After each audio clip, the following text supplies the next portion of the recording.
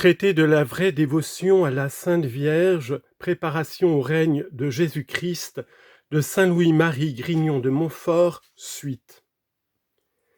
Ils aiment tendrement et honorent véritablement la très sainte Vierge comme leur bonne mère et maîtresse. Ils l'aiment non seulement de bouche, mais en vérité. Ils l'honorent non seulement à l'extérieur, mais dans le fond du cœur. Ils évitent comme Jacob tout ce qui lui peut déplaire et pratiquent avec ferveur tout ce qu'ils croient pouvoir leur acquérir sa bienveillance. Ils lui rapportent et lui donnent non pas 2 chevreaux comme Jacob à Rebecca, mais leur corps et leur âme avec tout ce qui en dépend, figurés par les 2 chevreaux de Jacob, afin que, premièrement, elle les reçoive comme une chose qui lui appartient, deuxièmement, afin qu'elle les tue et les fasse mourir au péché et à eux-mêmes, en les écorchant et dépouillant de leur propre peau et de leur amour-propre, et par ce moyen pour plaire à Jésus son Fils, qui ne veut pour ses amis et disciples que des morts à eux-mêmes. Troisièmement, afin qu'elle les apprête au goût du Père céleste, et à sa plus grande gloire, qu'elle connaît mieux qu'aucune créature. Quatrièmement, afin que, par ses soins et intercessions, ce corps et cette âme bien purifiés de toute tâche, bien morts, bien dépouillés et bien apprêtés, soient un mets délicat, digne de la bouche et de la bénédiction du Père céleste. N'est-ce pas ce que feront les personnes prédestinées qui goûteront et pratiqueront la consécration parfaite à Jésus-Christ par les mains de Marie, que nous leur enseignons, pour témoigner à Jésus et à Marie un amour effectif et courageux? Les réprouvés disent assez qu'ils aiment Jésus, qu'ils aiment et qu'ils honorent Marie, mais non pas de leur substance, confère Proverbe 3,9, mais non pas jusqu'à leur sacrifier leur corps avec ses sens et leur âme avec ses passions, comme les prédestinés. Troisièmement, ils sont soumis et obéissants à la Sainte Vierge comme à leur bonne mère, à l'exemple de Jésus-Christ qui, de 33 ans qu'il a vécu sur la terre, en a employé 30 à glorifier Dieu son Père par une parfaite et entière soumission à sa Sainte Mère. Ils lui obéissent en suivant exactement ses conseils, comme le petit Jacob ceux de Rebecca, à qui elle dit « Acquiesce conciliis meis » Genèse 27, 8. « Mon fils, suivez mes conseils » ou comme les conviés des noces de Cana auxquels la Sainte Vierge dit « Quodcumque dixerit vobis, facite » Faites tout ce qu'il vous dira. Jean 2, 5. Faites tout ce que mon fils vous dira. Jacob, pour avoir obéi à sa mère, reçut la bénédiction comme par miracle, quoique naturellement il ne dut pas la voir. Les conviés aux noces de Cana, pour avoir suivi le conseil de la Sainte Vierge, furent honorés du premier miracle de Jésus-Christ qui convertit l'eau en vin à la prière de sa Sainte Mère. De même, tous ceux qui, jusqu'à la fin des siècles, recevront la bénédiction du Père céleste et seront honorés des merveilles de Dieu, ne recevront ces grâces qu'en conséquence de leur parfaite obéissance à Marie.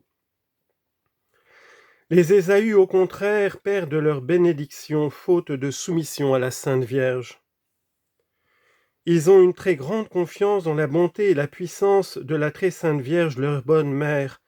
Ils réclament sans cesse son secours, ils la regardent comme leur étoile polaire pour arriver à bon port.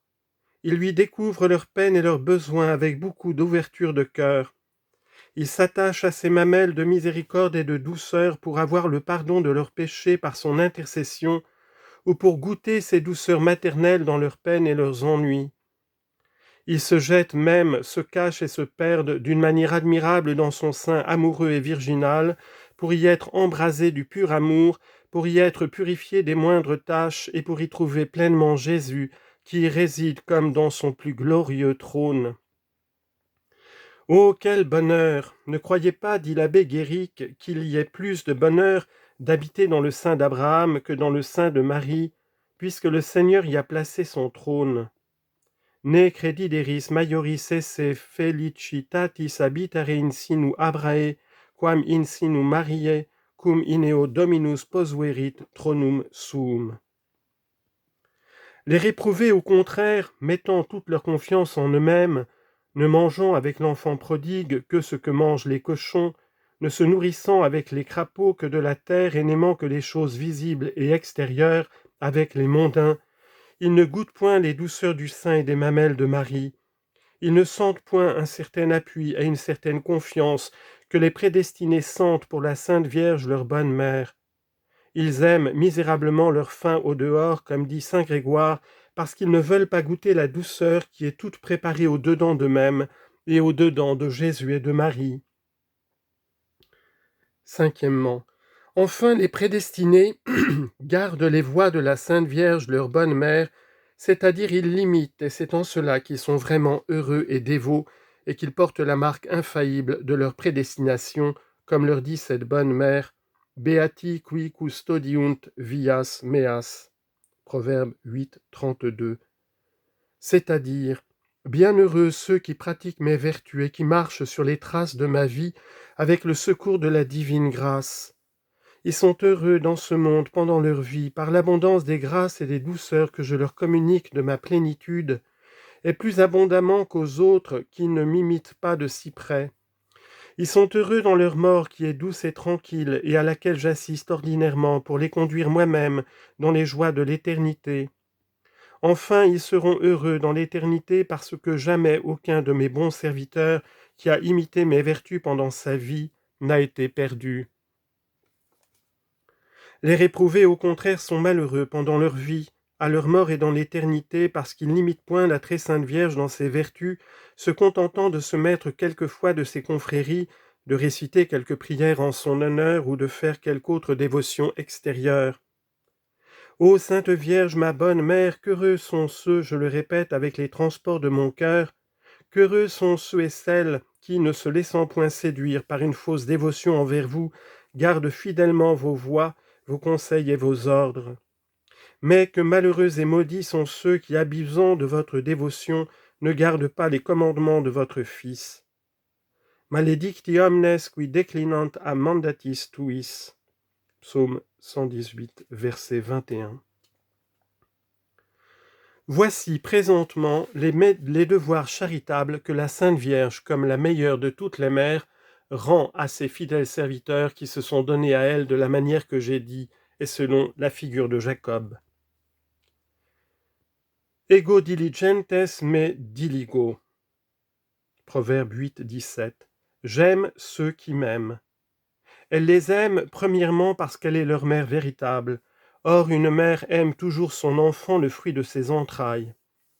Deuxièmement, elle les aime par reconnaissance parce qu'effectivement, ils l'aiment comme leur bonne mère. Troisièmement, elle les aime parce qu'étant prédestinée, Dieu les aime. Jacob dilexi Esaü autem odio aboui. Romains 9, 13. J'ai aimé Jacob et j'ai haï Ésaü. Quatrièmement, elle les aime parce qu'ils se sont tout consacrés à elle et qui sont sa portion et son héritage. In Israël hereditare. Siracide 24, 13. C'est en Israël que j'ai fait ma demeure. Elle les aime tendrement et plus tendrement que toutes les mères ensemble. Mettez, si vous pouvez, tout l'amour maternel que les mères de tout le monde ont pour leurs enfants, dans un même cœur d'une mère pour un enfant unique. Certainement cette mère aimera beaucoup cet enfant. Cependant, il est vrai que Marie aime encore plus tendrement ses enfants que cette mère n'aimerait le sien. Elle ne les aime pas seulement avec affection, mais avec efficace. Son amour pour eux est actif et effectif comme celui est plus que celui de Rebecca pour Jacob. Voici ce que cette bonne mère, dont Rebecca n'était que la figure, fait pour obtenir à ses enfants la bénédiction du Père céleste.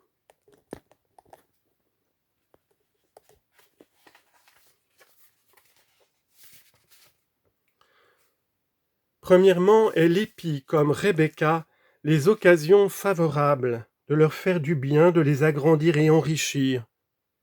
Comme elle voit clairement en Dieu tous les biens et les maux, les bonnes et mauvaises fortunes, les bénédictions et malédictions de Dieu, elle dispose de loin les choses pour exempter de toutes sortes de maux ses serviteurs et les combler de toutes sortes de biens, en sorte que, s'il y a une bonne fortune à faire en Dieu, par la fidélité d'une créature à quelque haut emploi, il est sûr que Marie procurera cette bonne fortune à quelqu'un de ses bons enfants et serviteurs, et leur donnera la grâce pour en venir à bout avec fidélité. Ipsa procurat negotia nostra, dit un saint. Elle leur donne de bons conseils comme Rebecca à Jacob. Filii mi acquiesce conciliis meis. Genèse 27, 8. Mon fils, suis mes conseils. Et entre autres conseils, elle leur inspire de lui apporter 2 chevreaux, c'est-à-dire leur corps et leur âme, de les lui consacrer pour en faire un ragoût qui soit agréable à Dieu, et de faire tout ce que Jésus-Christ, son Fils, a enseigné par ses paroles et ses exemples. Si ce n'est pas par elle-même qu'elle leur donne ses conseils, c'est par le ministère des anges, qui n'ont pas de plus grand honneur et plaisir que d'obéir à quelqu'un de ses commandements pour descendre sur terre et secourir quelqu'un de ses serviteurs. Quand on lui a apporté et consacré son corps et son âme et tout ce qui en dépend sans rien excepter, que fait cette bonne mère? Que fit autrefois Rebecca aux 2 chevreaux que lui apporta Jacob? Premièrement, elle les tue et fait mourir à la vie du vieil Adam. Deuxièmement, elle les écorche et dépouille de leur peau naturelle, de leurs inclinations naturelles, de leur amour-propre et propre volonté et de toute attache à la créature. Troisièmement, elle les purifie de toutes leurs tâches et ordures du péché. Quatrièmement, elle les apprête au goût de Dieu et à sa plus grande gloire. Comme il n'y a qu'elle qui sait parfaitement ce goût divin et cette plus grande gloire du Très-Haut, il n'y a qu'elle qui, sans se tromper, peut accompagner et apprêter notre corps et notre âme à ce goût infiniment relevé et à cette gloire infiniment cachée.